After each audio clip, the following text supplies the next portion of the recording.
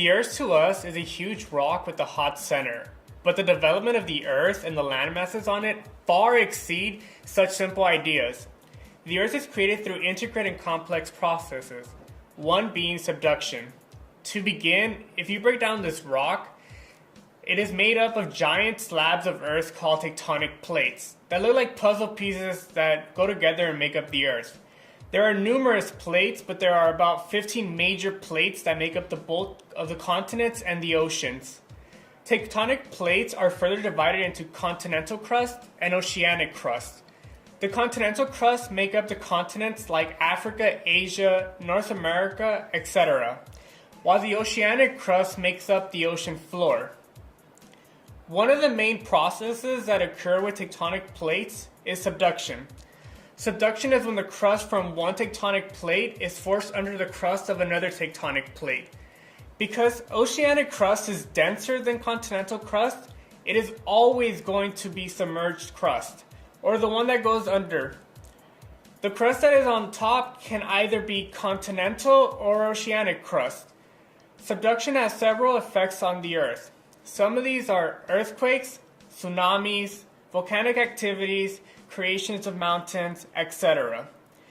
Above subduction zones, volcanoes exist in long chains called volcanic arcs. Volcanoes that exist along arcs tend to produce extremely explosive eruptions. Subduction plays a crucial role in the formation and shape of the features of the Earth. One of these features are mountains.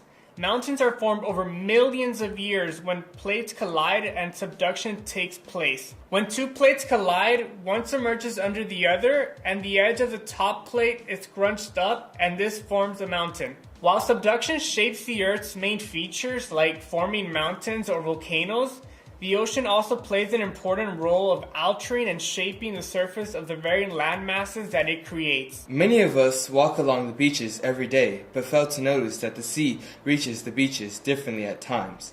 This is due to the different factors, one of them being sea level rises. Sea levels rise as glaciers melt due to climate change, such as increased temperature, coastal erosion, and global climate change. Sea level change creates harmful effects on city landscapes near the ocean, contamination of aquifers, and agricultural soils. Sea levels can also be affected by tectonic activity. The shoreline is shaped by sea level changes. Many landforms are the result of a combination of constructive and destructive forces where the ocean meets the land. Prime examples are erosion of beaches and islands, resulting in loss of habitats. Variation in global climate affects the volume of water in the ocean by changing the size of the polar ice caps and glaciers, resulting in relative sea level changes. A recent study says we can expect the ocean to rise between 0.8 and 2 meters by the year of 2100, enough to swamp many of the cities along the U.S. East Coast, National Geographic says. Each community area along the U.S. coast will be affected in its own way. Changes in sea level can create, destroy, expose, and cover landforms, such as continental shelves, islands, marine terraces, beaches, estuaries, and inland seas. Erosion is the process by which soil and rock are removed from the Earth's surface by exogenetic processes such as wind or water flow, and then transported and deposited in other locations. We will be focusing on water erosion today. The three significant water-caused erosions are rainfall, rivers and streams, and coastal erosion. The first type of erosion is rainfall. The impact of raindrops creates a small crater in the soil, which ejects soil particles. Once the rate of rainfall is faster than the rate of infiltration into the soil, surface runoff occurs and carries the loosened soil particles down the slope. The next example of rainfall is called sheet erosion. This is the transport of loosened soil particles by overland flow. But the most important rainfall erosion for this section is called gully erosion. This happens when water accumulates and then rapidly flows in narrow channels during or immediately after heavy rainfall. Valley and stream erosion happens with continued water flow along a linear feature. The erosion is both downward, and this extends the valley into the hillside. The effect of this is that the valley floor widens and creates a narrow floodplain.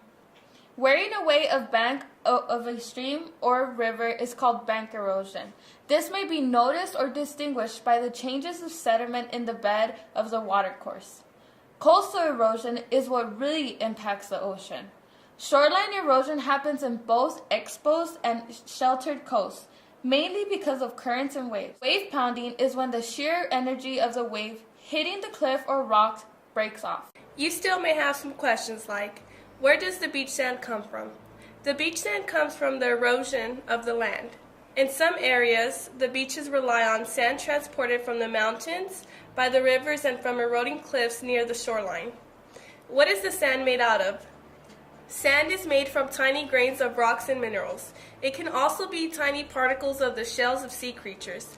Sand is made when rocks or shells break into tiny pieces. Over time, rock is broken down by water, wind, and the pieces of rock broken off from a mountain. These pieces fall because of gravity. Water and wind then carry them away. Why does sand erode from coastal sources? Coastal erosion is the wearing away of land and the removal of beach or dune sediments by wave action, tidal currents, or drainage. Waves form long-term loss of sediments and rocks. Why is sand redistributed by waves and coastal currents seasonally? Erosion in one location may result in accretion, which is addition or building up. The study of the effects of erosion may cause abrasion and corrosion.